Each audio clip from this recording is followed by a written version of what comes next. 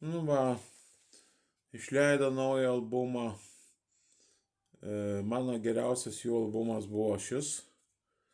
Music Has the Right to Children. Tai yra Boards of Canada. Yra škotų duetas, grupė, groja, griežia ansamblis, kad visi kalnai, visos kalvos skamba. Ne, tai elektroninės muzikos duetas, primena kažkuo analoginiais sintezatoriais groja, kaip Tangerine Dream, o taip IDM stiliaus muzika, tai čia visai kas kita. Čia ne liaudės ansamblis, kurie groja, griežia škotiškai. Boards of Canada. Music Has the Right to Children. Jų garsiausias albumas.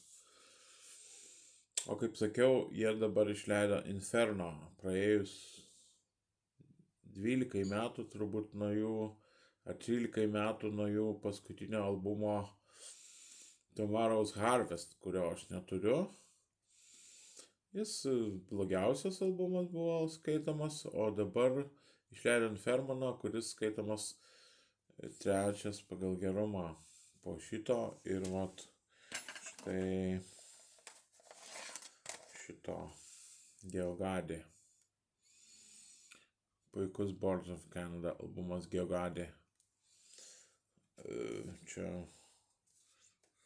toks bukletas yra. Buklete. Abstraktus menas.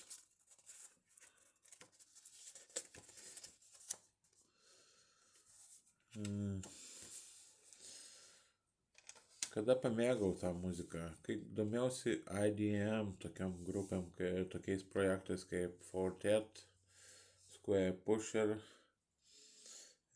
Amon Tobin, taip pat elektroninės muzikos projektais, ambiento stiliaus, tai daugiau kaip carbon-based life forms ir solar fields ir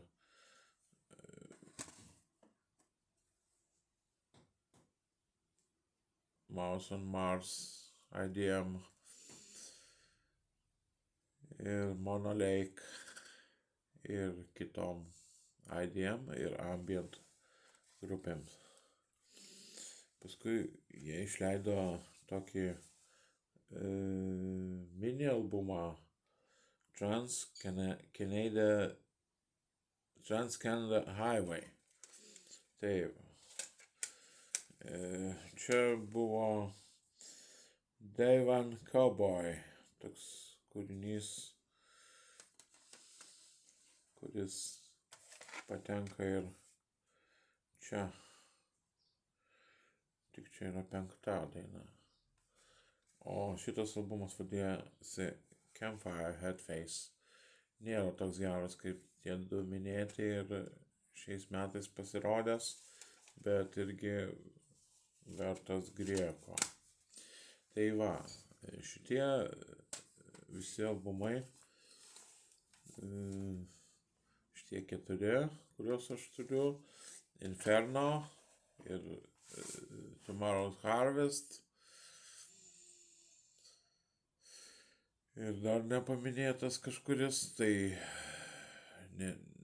nelabai didelis tos grupės palikimas, bet kadangi jie sugrįžo, tai jie dar neįsiskyrė, o jeigu jie sugrįžo, tai ne dėl pinigų, o kažkas jiem neštėjo šie laikai, jie norėjo kažką per šios laikus numesti ir numetė Inferno. Aš jį klausiau, pasiliksiu paslaptyje apie savo įspūdžius, bet norėčiau, kad daugiau žmonių jį išgirstų. Tai va tuo ir pristačiau šią grupę.